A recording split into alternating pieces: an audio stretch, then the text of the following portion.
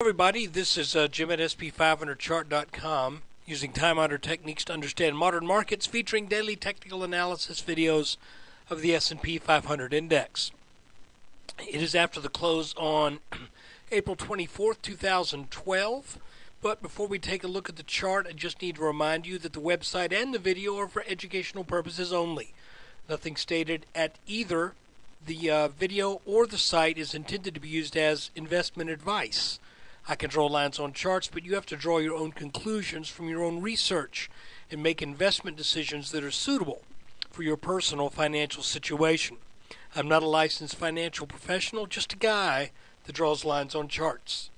Okay, we are looking at a 15-minute chart of the S&P, and my little suspicion yesterday pretty much got borne out today, as instead of this acting as a bear flag because we closed over this neckline support, that gave the market the ability to rally on up, and you'll see exactly where it touched. And people, I'm not making this up. Please go back to yesterday's video. I don't remember touching this line today. I may be wrong, but I'm going to go back and look. As I recall, when I was watching this chart develop, I was just flabbergasted that as we zoom in on this, that was our little neckline. Well, not really a neckline, but our lower boundary for our ascending wedge. Now, I'm going to double check because I thought this line was maybe a little higher than that, but it really doesn't matter. I'm just curious. That'd be so cool if that really worked out that way. But what I'm looking at here is we rallied back and tested this this support line that got plowed through yesterday. It turned the S&P back. Now, here's kind of what I'm hoping will happen. I think we have technical reason to think that it could happen. And that is that that the S&P will trade, at least for a while, between the neckline of our potential head and shoulders. Here's our left shoulder, head, and what we have so far of a possible right shoulder. Let's go back to this again. What I'd like to see happen, excuse me, I'm still battling this cold, would be to see the S&P trade between this line as resistance and this line as support. Now, why do I say that? Well, because if we were to get that, then we could put in a couple of weeks of trading in a range between, let's say, the high 1360s and the 1380s, 1390s. Just keep it in between this line and this line. And then that would give us the possibility of forming more of a right shoulder to be symmetrical to what we have over here. Now, you might ask, well, that would be a head and shoulders top. That means you're bearish on the market.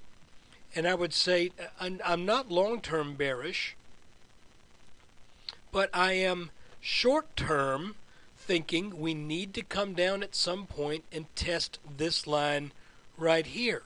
And if we can put that off for a couple of weeks, then that neckline breaks, then we have a situation where that head and shoulders top, and again, it may not be, but if it plays out to be, we're in a situation to where we're dealing with a head and shoulders top that has broken its neckline, but because of the height of where that neckline was at the time it broke, it signals a move that could be stopped at this line while still satisfying the height of this pattern. That's kind of a mouthful. Let me just put it this way. We already know how large a move this head and shoulders should develop because we have the height of the head. Here's the neckline, here's the top of the head. So if we were to break down tomorrow, then and really take this out in earnest, then we would expect a move to take us down to about 1305 or so. But that would be underneath this line where we're expecting support. But if this could be put off for another few weeks, for maybe a little bit longer than what we had over here, let's say the market just stays in here for about 3 weeks or so, we just kind of go sideways.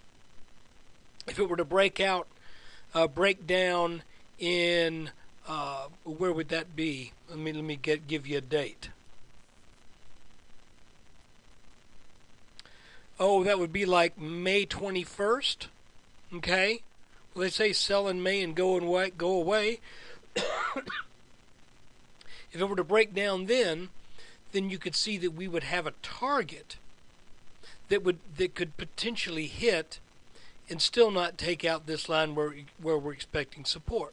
Or it could break out a little sooner, break down rather a little sooner, but linger a bit as it approaches that target level. But the way we've been seeing these head and shoulders tops develop, I would think it would probably be a pretty swift move. So anyway, like I said, right now I think we've got some reason to think that the S&P could stay within these two lines at least for a while. Again, this should be resistance up here, and this neckline should give us some support. So let's see how things play out in the days and weeks ahead. This is a pretty short video because my voice is kind of kaput. Still battling this cold. So look, thanks for watching. I really appreciate it. And I want to thank my long-term subscribers and welcome my new ones.